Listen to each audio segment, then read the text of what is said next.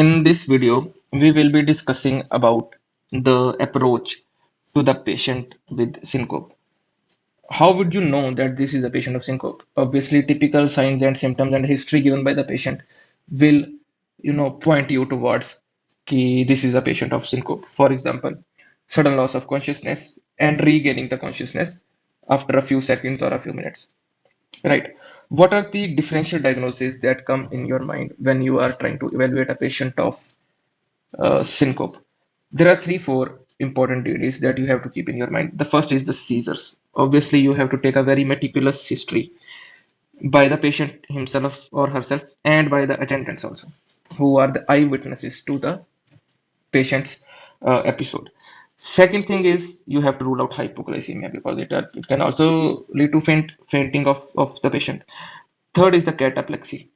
And fourth is the psychiatric disorders like depression, anxiety, panic attack, and somatization disorder. These can also mimic syncope. Right, these are the four duties that we have discussed in here. Second is how will you evaluate? Initial evaluation consists of proper history by the patient and the interview of the eyewitnesses of the episode. Then we have to do the complete physical examination, neurological examination, right? There must be no neurodeficit. Uh, every sensory and motor, things they must be in normal limits. Cranial nerves, etc. Means you have to do a thorough neurological examination. If you suspect a cardiac cause of syncope, you can do ECG, right? Lab tests like CBC, PFT, LFT, they are not very helpful in a patient with syncope. What is really important is this test, autonomic nervous system testing. We know that in vasovagal syncope, vasovagal syncope, right? In vasovagal syncope, the autonomic nervous system is intact, right? But in orthostatic hypotension, autonomic nervous system is defective. And defective ANS, the most common sign is orthostatic hypotension, right? So how do you do the autonomic nervous system? See, autonomic nervous system is divided into parasympathetic, which is basically cholinergic system, sympathetic, which is divided into two, sympathetic cholinergic and sympathetic adrenergic. So we have basically three sets of neurons or nerves or systems, right? One is parasympathetic, second is sympathetic cholinergic, third is sympathetic adrenergic. We have these three sets of nerves or three sets of mechanisms by which autonomic nervous system acts. So individually, these three systems are to be tested, right? For parasympathetic ANS function, we do heart rate variability with deep respiration, heart rate variability with deep respiration, HRDR. Second is the Valsalva maneuver, very important. All the phases or the findings of Valsalva maneuver, all the names of the phases are very much to remember.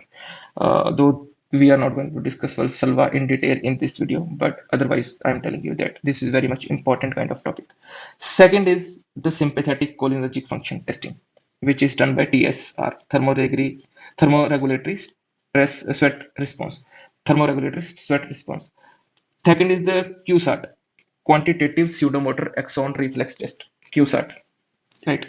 Sympathetic cholinergic function is tested by these two tests. Third is the sympathetic adrenergic function testing. We have to check the BP response to Valsalva maneuver. Second is very important and commonly done, which is tilt table test with beat to beat blood pressure measurement.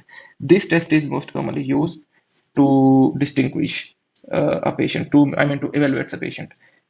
We can distinguish hypotension from syncope and hypotension due to autonomic failure, right, from neuromediated syncope. So this is basically a test which is used to distinguish between the vasovagal syncope and the orthostatic hypotension, right? Now, because cardiac causes can be there, so we have to do cardiac evaluation also by ECG, echo, TST, and electrophysiology. Electrophysiology is not very much important, but these first three tests are very important to do the cardiac evaluation. We know that disorders like psychosis, depression, anxiety, panic attack, they can mimic this syncope. So we have to do a proper psychiatric evaluation also, right? As far as revision is concerned, let me tell you again. How will you approach the patient with a syncope? We have to look for the clinical features which will point you towards a syncope. For example, fainting, which was recovered spontaneously after a matter of few seconds or a few minutes. Then we discuss the TD, 4 DDs. Initial evaluation is history and examination and ECG, etc. Then we can do lab tests, but they are not very helpful. As a part of routine care, we do send the lab test to the laboratory. Fourth, very important, is the main test to evaluate the syncope is autonomic nervous system testing, because in case of orthostatic hypotension is the most common sign of autonomic failure. So these are the autonomic nervous system testing. These are divided into three categories. We have discussed 6 tests in total, right? Then we have to do the cardiac evaluation. Then we have to do the psychiatric evaluation, right? That is all about the approach to the patient with syncope.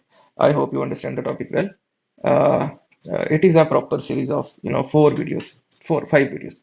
5 videos are there in this topic, that is syncope, and I believe you must watch all of them in order to have a good hold over this topic of syncope. That's all. Thank you very much. That's all for this video.